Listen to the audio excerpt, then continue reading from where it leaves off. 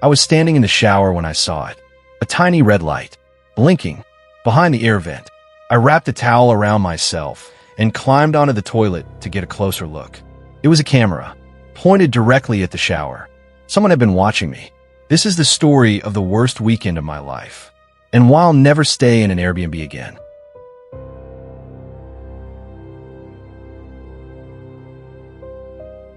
February 2024.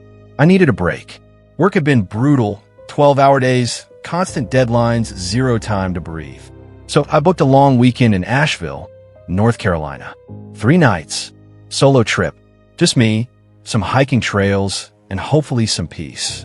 I found this Airbnb on the app, a small cabin about 20 minutes outside the city. The photos looked incredible, wood beams, big windows, a fireplace surrounded by trees. The kind of place you see in those unplug and recharge Instagram posts. The reviews were perfect. 5 stars, 42 reviews. Everyone raving about how peaceful it was, how kind the host was, how it was exactly like the photos. The host's name was Michael, mid-50s in his profile picture. Friendly smile. His bio said he'd owned the property for 8 years and loved hosting travelers. Everything checked out. I booked it. $200 a night. Not cheap, but I figured I deserved it. Friday afternoon, I drove up. The cabin was exactly where the GPS said it would be, down a gravel road tucked into the woods. No neighbors, just trees and silence. Michael had left the key in a lockbox by the door. He'd texted me the code that morning, along with a message. Enjoy your stay. Let me know if you need anything. I'm about 15 minutes away if there are any issues. I unlocked the door and stepped inside. It was perfect, exactly like the photos.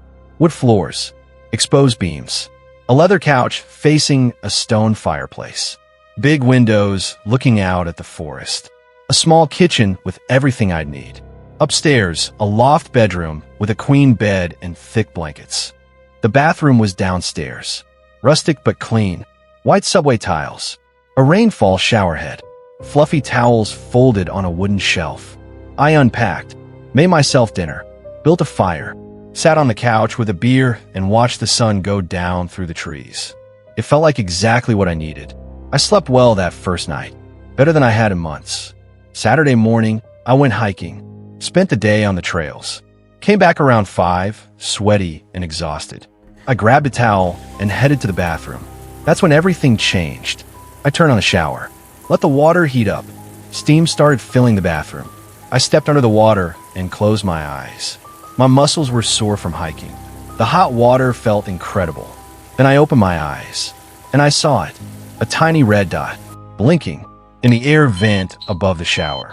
At first, I thought it was just a reflection, a trick of the light, but I kept staring at it, and it kept blinking. Steady, rhythmic.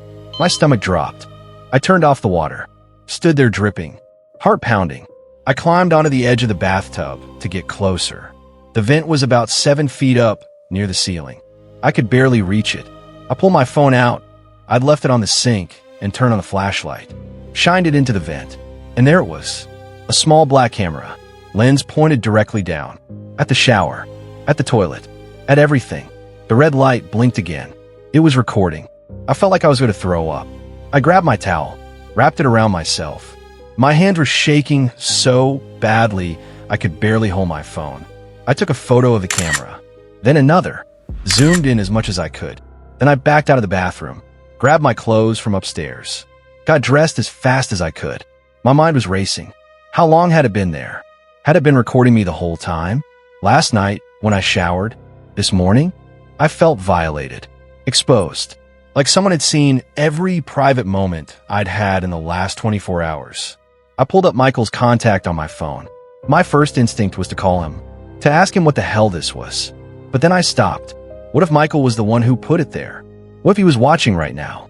What if calling him would let him know I'd found it? I looked around the cabin, really looked, for the first time since I'd arrived. Were there more cameras? I started searching. I checked every room, the bedroom, the living room, the kitchen. I looked in smoke detectors, picture frames, clocks, anywhere a camera could hide. In the living room, I found one inside a bookshelf speaker, lens facing the couch. In the bedroom, there was one in the corner, hidden in a decorative wooden box. Pointed at the bed. 3 cameras that I could find. How many more were there? I felt sick, dizzy. I sat down on the floor and tried to breathe. Someone had been watching me sleep, watching me change clothes, watching me shower. I called 911. The dispatcher answered. I could barely get the words out. I'm staying in an Airbnb. I found cameras, hidden cameras, in the bathroom, in the bedroom. Someone's been recording me. She stayed calm, asked for the address, asked if I felt safe, if I could leave. I told her yes, I could leave, but I wanted the police to see this, to document it. Stay outside, she said. Officers are on the way. I grabbed my stuff, threw everything in my bag, didn't even fold my clothes, just shove it all in. I walked outside, stood by my car. It was getting dark. The woods around the cabin felt different now. Watching, threatening. 2 police cars pulled up 15 minutes later, gravel crunching under their tires. 2 officers got out, a man and a woman. I told them everything, showed them the photos on my phone. They went inside. I waited in my car, doors locked, engine running. They were in there for almost an hour. When they came out, the male officer walked over to my window. You were right, he said. We found 5 cameras total. Bathroom, bedroom, living room, kitchen. All of them wireless. All of them actively recording. 5. We're going to need you to come to the station and give a statement, he said, and we'll be contacting the property owner. Michael, I asked, is it the name on the Airbnb listing? Yeah, Michael Henderson. The officer exchanged a look with his partner. We'll look into it, he said. In the meantime, do you have somewhere else to stay tonight? I nodded. I'd already booked a hotel on my phone. A chain hotel downtown.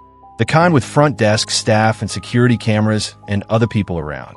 I drove to the police station, gave my statement, handed over my phone so they could pull the photos.